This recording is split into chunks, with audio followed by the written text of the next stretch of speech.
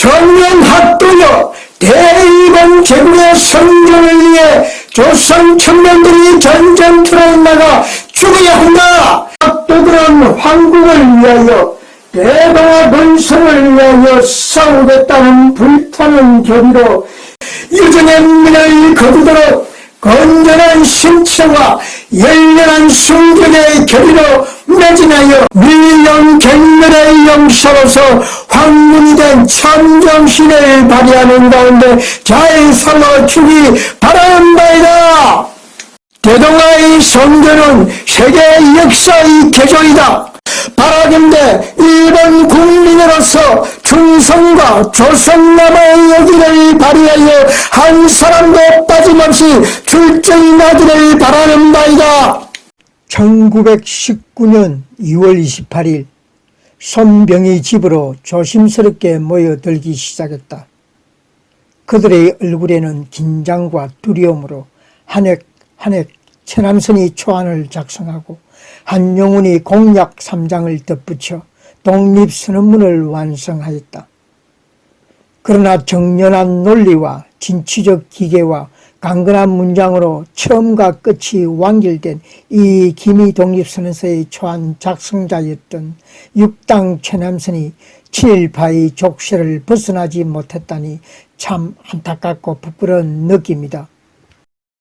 최남선은 조선의 신문화를 육성하고 조선의 근대화를 이끈 선각자요 학자로 근대문학의 선구자였으며 독립운동가였지만 말년에 가서는 친일파로 변절하여 민족 앞에 죄를 지었기 때문에 비난과 찬사를 동시에 받고 있습니다.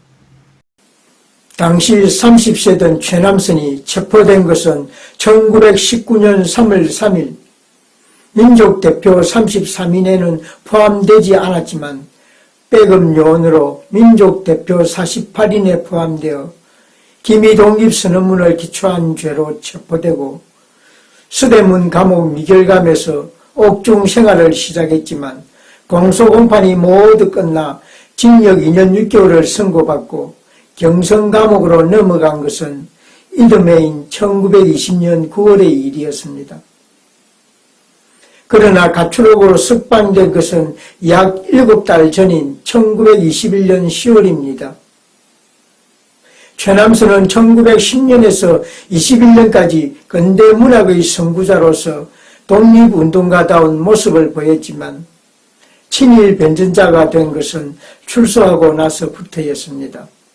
1919년 3월 1일 만세운동의 저항의식을 깨닫고 두려워한 일제는 유화 정책으로 무단 통치에서 문화 통치로 바꾸기 시작했는데 변절자가 등장하기 시작한 것이 바로 이 무렵부터였습니다.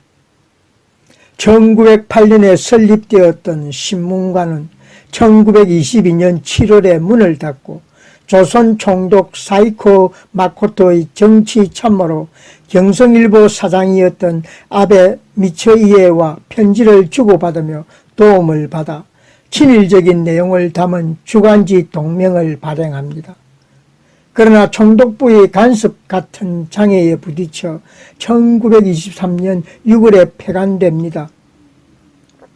이어 1924년 일간신문인 시대일보를 발행하는 등 사업을 벌여나가면서 일본에 대해서는 온건 노선을 고수합니다.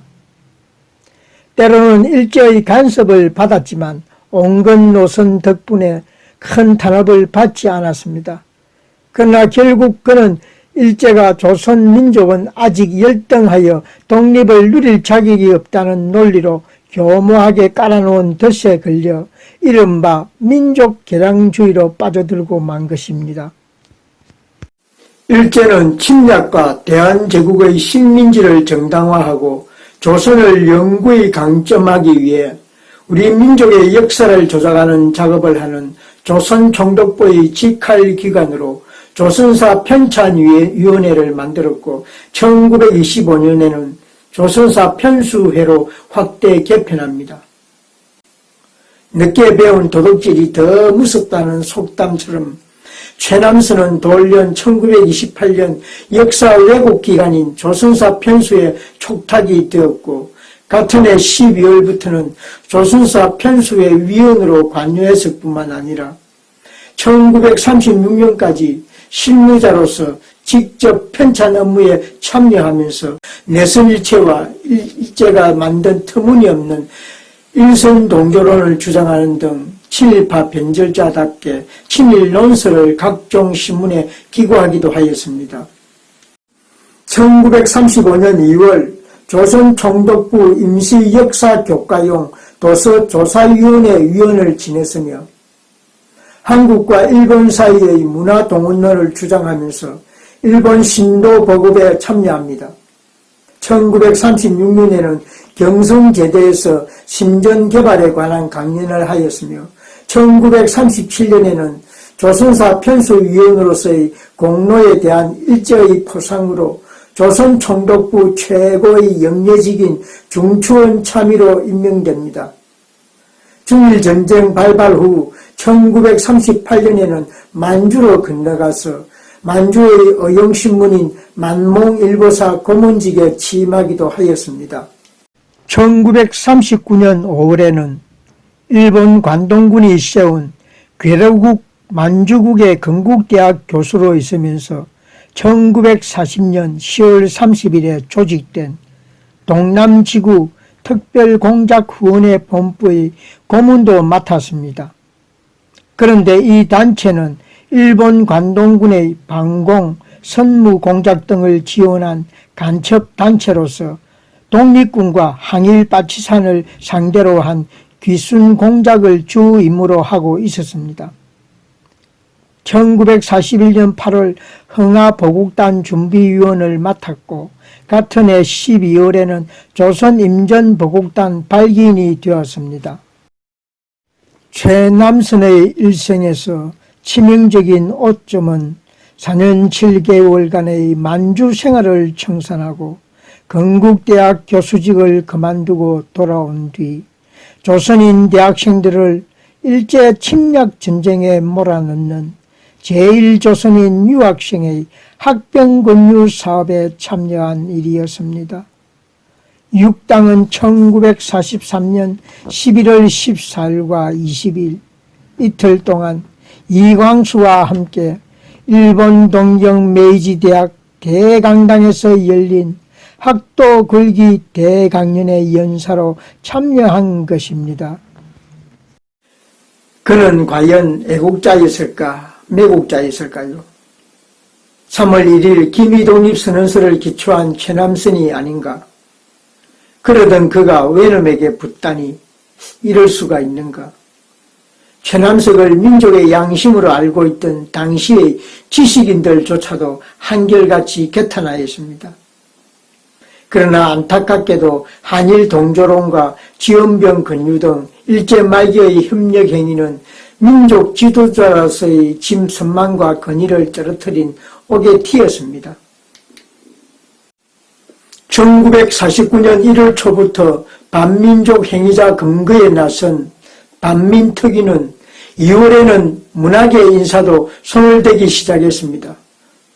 광복 후 서울 의동에 집거하면서 역사연구 논문 집필에 전념하던 그는 1949년 2월 반민족 행위자 특별조사위원회 반민특위의 소환장을 받고 친일 반민족 행위자로 기소되어 형무소에 수감되었으나 곧 병보석으로 풀려납니다. 그리고 그 과정에서 자신의 결백을 주장하는 문제의 자열서를 선바했지만 아무리 살펴보아도 반성문이 될 수가 없습니다. 반성문이라기보다는 자신의 죄를 변명하는 해명서일 뿐이었습니다. 당시에 우리 조선인들은 일본의 치하에서 똑같은 환경 속에 살았습니다. 오히려 최남선은 당시 금수저 출신으로 남들이 하지 못하는 것들을 마음껏 누리면서 문화사업을 하지 않았습니까? 선비란 비록 가난해도 명예를 중히 여기는 터인데 그는 이런 통상의 범주에서 벗어났던 것이며 여러 차례에 걸쳐 자기 갈등을 겪었으면서까지 변신을 했던 것입니다.